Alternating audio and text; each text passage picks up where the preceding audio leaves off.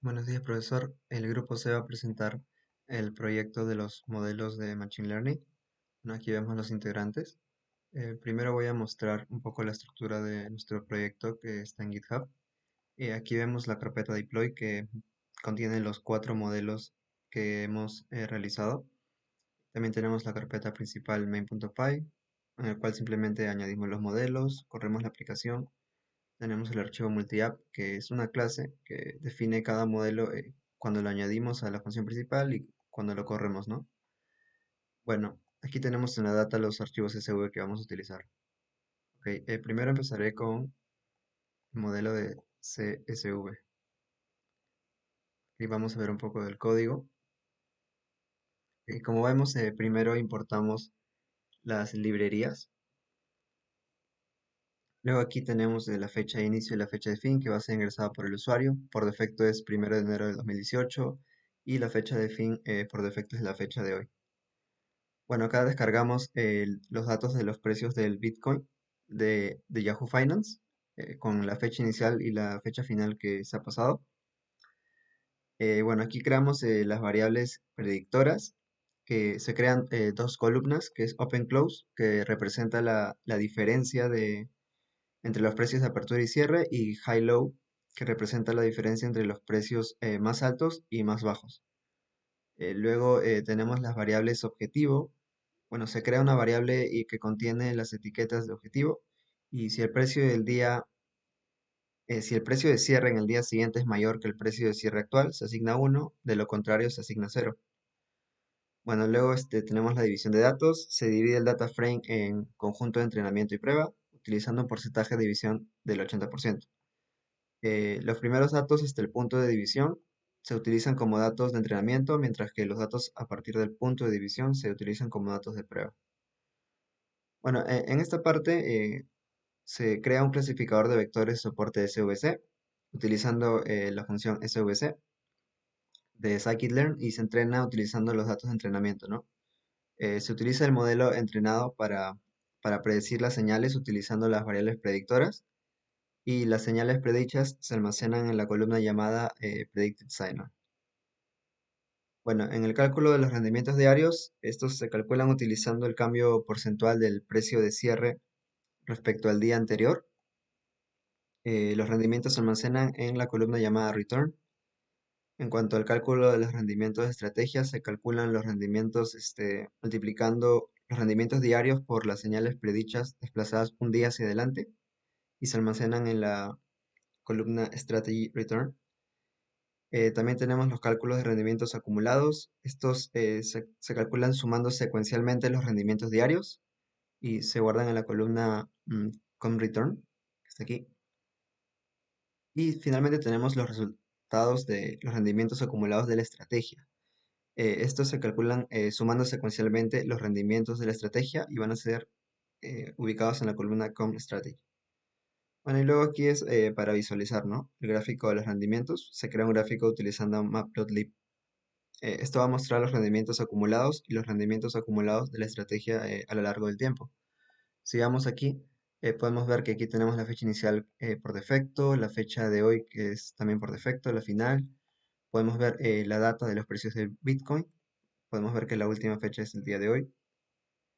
Tenemos las variables predictoras, el open close, el high low, las variables objetivo, que pueden ser 1 o 0, las señales predichas, los rendimientos diarios, los rendimientos de la estrategia, los acumulados de la estrategia. Y aquí podemos ver, ¿no? La gráfica de rendimientos acumulados y rendimientos acumulados de la estrategia, ¿no? En este caso está por encima. Aquí podemos cambiar la fecha. Por ejemplo, a ver, voy a cambiar a, no sé, a diciembre 1. Vemos cómo se recalcula. Y si vemos la gráfica, podemos ver que ha variado un poco, ¿no? Ok, continuando. Voy a seguir con el K-means model. Vamos a revisar en el código K-means model. Ok, como vemos, de igual manera importamos las librerías necesarias. Bueno, aquí el ST que nos permite poner el título. Aquí se capta la fecha y la hora actual. Bueno, primero cargamos el dataset que tenemos en la carpeta de data, que es de Clustering by Dimensional. Y aquí vamos a realizar también la normalización con la librería sklearn preprocessing en min-max scalar. Esto nos permite normalizar las columnas risk y return en un rango de 0 a 1. Bueno, luego realizamos el clustering con k-means. Definimos el número de clusters deseado, en este caso 3.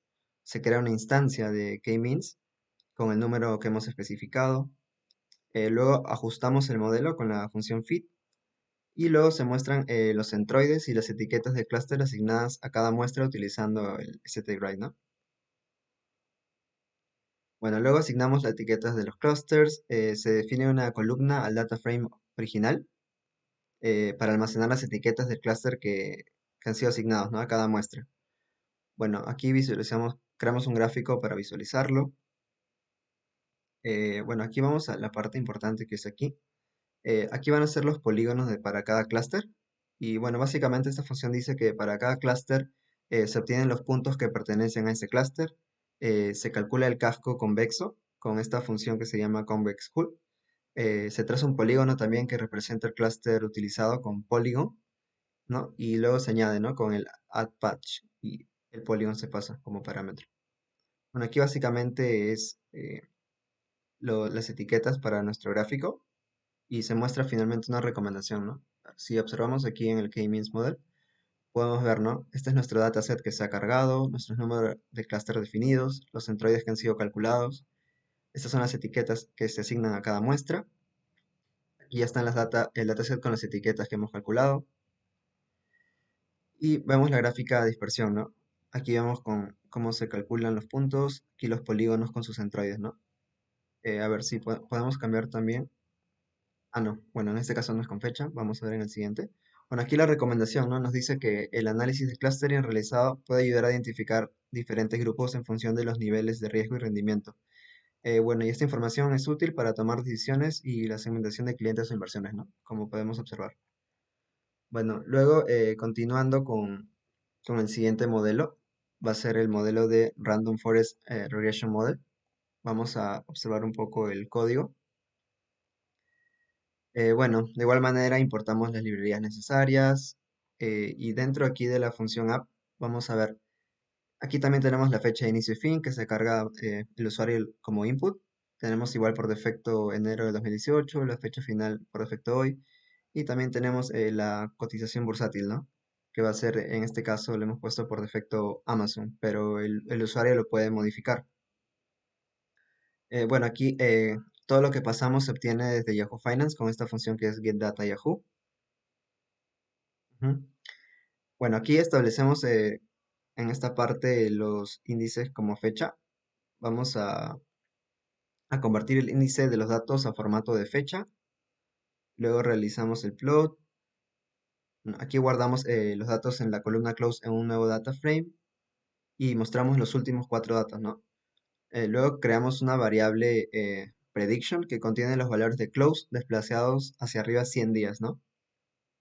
Luego vamos a, en esta parte, dividir el conjunto de entrenamiento en 75% y 25%.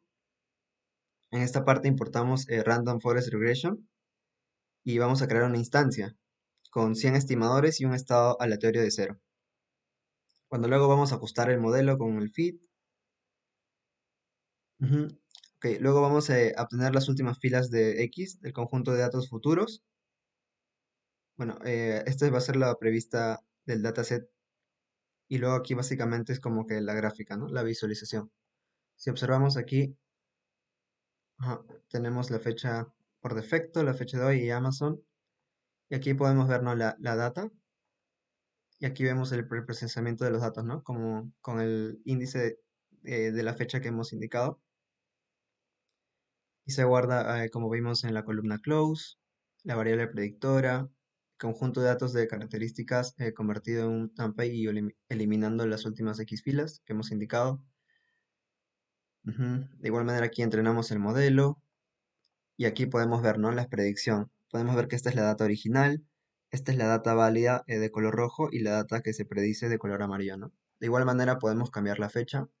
Por ejemplo, aquí, no sé, aumentamos a diciembre 2, podemos ver que se vuelve a cargar la data, el gráfico, y podemos ver que aquí cambia, ¿no? Por ejemplo, cambió.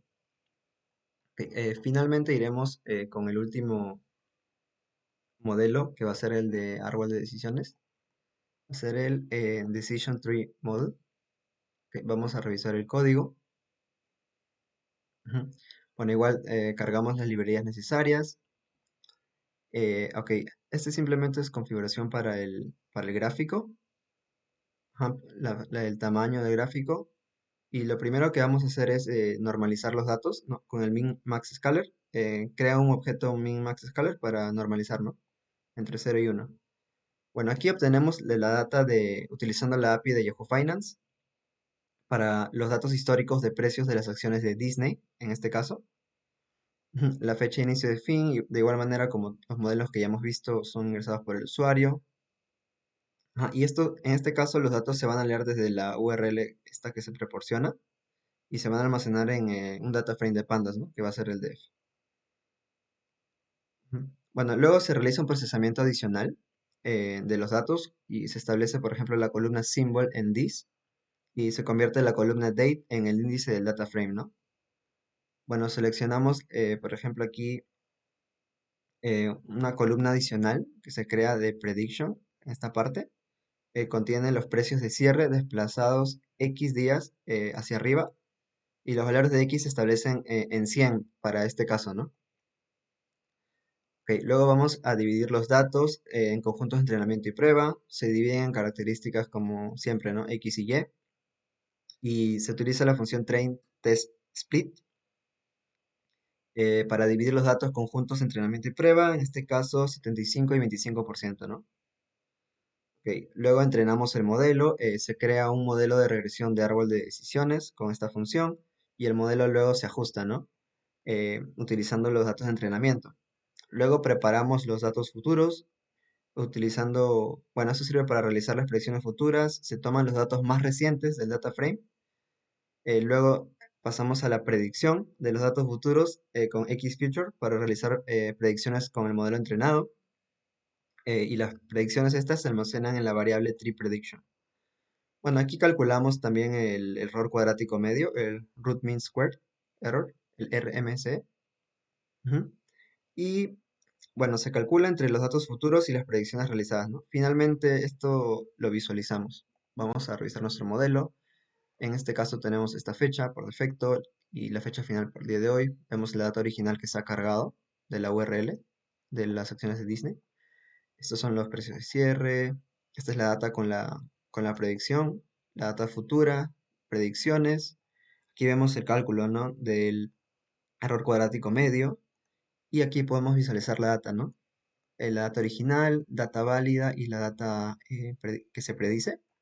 Podemos cambiar la fecha, por ejemplo, a ver, 2019, no sé, a ver, enero, el 1 de enero. Vemos que la data se volvió a cargar.